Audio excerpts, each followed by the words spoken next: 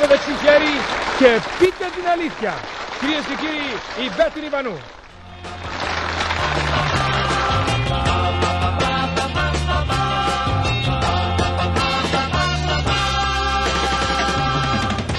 Μία από τις βασικές αρετές της εκπομπής μας είναι ότι σας δίνει την ευκαιρία να παίζετε μαζί με το πάνελ και να βρίσκετε το σωστό παίκτη.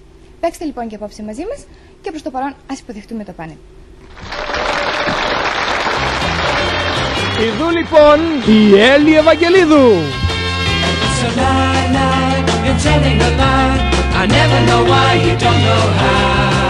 Ο Τζιμ Κωνσταντάρας.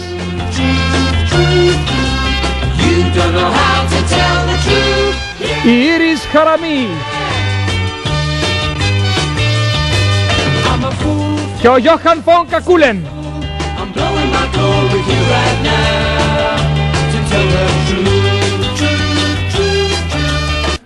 Ο Φώτης Μεταξόπουλος έχει χρήσιμες συμβουλές με τίτλο «Οι κακές συνέπειες του ποτού».